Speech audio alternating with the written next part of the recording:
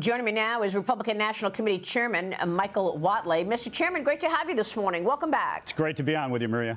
So give us your take on this, your response or reaction to what you heard yesterday from the Supreme Court justices. Yeah, look, I will leave the legal defense and arguments up to the president's lawyers. But what I can say from watching the hearing, listening to the hearing yesterday, is that they are very inclined at the Supreme Court to keep the doctrine of presidential immunity in place where it's been for the past 240 years. And this is really important. It's not just important for President Trump, but it's important for every other president that has come or is going to come after him.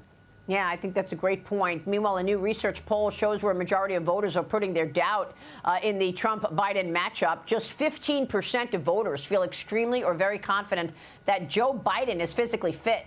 65% say he is not at all fit enough to be president. Voters are confident in President Trump's physical fitness, but they claim they're less confident that he will act in an ethical way in office. 26% feeling extremely confident on that, while 59% say not at all. Michael, you're talking to donors all the time and constituents. What are you hearing from people out there regarding this issue? What people are saying to me and what we're hearing from all across the country is that President Biden is not the right man to be leading this country, excuse me. There's no question about it. When you think about the 4 years under Donald Trump, the 4 years that we've seen under Joe Biden, that America and the world are in a much better place when we have a strong America.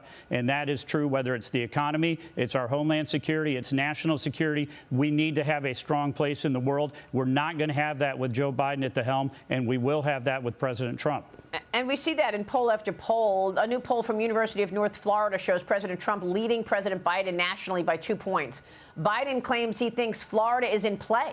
Even opening his first field campaign office in the state, President Trump is feeling confident about flipping New York red. Watch this. There's a new poll out that shows you're 10 points behind President Biden in New York. Do you think it's doable to win New York? We're very close in New York. I think we're going to do very well, and we're going to make a play for New York. We're going to run very hard in New York. New York, we have a good chance of winning New York. So what do you say about that, Michael? What kind of a play are you expecting to make for New York? Look, I think the fact that President Trump is playing offense shows you where we stand in this election cycle. The President Biden right now is playing defense in every single state. President Trump is winning in every single battleground state. We are winning on the national polls. We are winning on polls that talk about the economy, that talk about homeland security and immigration, that talk about national security, that he is up and he is playing offense. Joe Biden thinking he can play in Florida when he's losing 47-37 in the polls. I think you go back to the mental acuity question, right? Look, the president is able to put places in play right now. Look what he did in New York just earlier this week when he went to visit a construction site and had construction workers shouting USA, USA, USA. Look at what happened when he ran around the corner to a bodega. Look at what happened when he went down to Atlanta to a Chick-fil-A. He is a man right now who is connecting with all Americans, and Joe Biden, unfortunately, is just not able to do it. Actually, it was kind of fun to look at the contrast yesterday when President Trump was on a construction site. Joe Biden was still in bed. Yeah, we're showing that video right now. They were saying, we want Trump, USA. It was great to see him there. And he does this at 6:30 in the morning, trying to jam in campaign appearances in the middle of these court appearances and this trial underway. Let's talk about your priorities as chairman of the RNC, because I know the RNC has not been this aligned with the president in a long time. President Trump raking in over $50 million at that Florida fundraiser earlier this month, marking a single event record. But the Biden administration still is outpacing Trump, partially due to court cases hindering Trump's campaigning, Michael. How's fundraising going, and is this court situation that Trump has to be downtown facing a jury all day long, is that affecting your ability to fundraise or Trump's ability to move ahead? Not at all. I mean, we're raising over $1 million in small donations every single day while he is in court. When he's not in court, he's able to move around the country. We had over $100 million that we were able to raise in the first 4 weeks after him becoming our presumptive nominee. The fact that Joe Biden has a lead right now is because he's been in the White House for 4 years. He's been flanged up with the DNC for over 4 years. We're making up ground on it, and we will absolutely have the resources that we need to get our message out to the American people when it comes time for this election in November.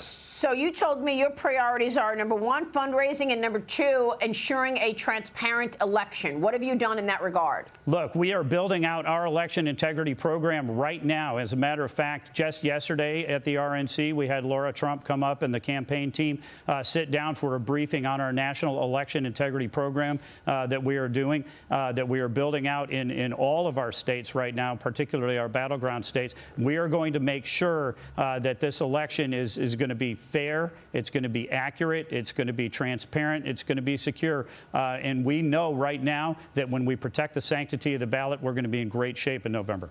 So are there states that you're focused on more so than others where you think there could be issues? Look, we're looking at every single battleground state in the country and making sure that we have the resources that we need to go compete in those battleground states. And it really comes down to two things. We're going to get out the vote and we're going to protect the ballot. And then we're also going to be competing in other states across the country where we're, again, playing offense right now and Joe Biden is playing defense. And let me bring in Joe Pinion. Go ahead, Joe. Yeah, Chairman, obviously you're hitting all the key points. Obviously, Democrats have become quite efficient at basically harvesting votes all across the countryside. Certainly, we know about the Grow Your Vote, formerly Bank Your Vote effort to try to combat that. But I want to speak specifically also about the primary, where we spent, by some estimates, over $2 billion on a contest that was basically assured from the beginning. How do you work with some of those donors at the large-scale level to bring them back into the fold as we look to making sure that this weekend that Bernie's presidency comes to an end? They're coming back. We are already seeing a large number of those donors who supported Governor DeSantis, who supported Governor Haley, have already come on board. As Maria just mentioned, we had a fantastic kickoff dinner down in Palm Beach a few weeks ago. And I am having conversations with a number of those folks on a daily basis. The president is having conversations with those folks. We right now are far more unified as a party than the Democrats are. You look at it in poll after poll after poll, that we have the base. We are getting the voters lined up. The donors are coming on board. We're going to have the resources, without a doubt, to make sure that we get our message out to the voters when it comes time for this election in November. And before you go, Michael, a lot of conversation about the 10 million illegals in this country, and there are some Republicans who believe that the whole point of this wide open border is so that those people can become voters of the Democrat Party. We already know that it's impacted the census. So are you worried about illegals voting in this election? Do you have plans in place to ensure that everybody who votes is legally an American citizen? We are very concerned about it. And a matter of fact, since I have become the chair, we filed 3 different lawsuits around the country to make sure that only American citizens can vote. We are going to be all over that. That's one of our key tenets. When we look at election integrity on the legal side, we want to make sure that when people are voting by mail, that those are protected ballots. We want to make sure that people are registered to vote the right way, and only American citizens can vote. Yeah, it's an important question, given the fact that you've got a sitting attorney general right now vowing to stop voter ID.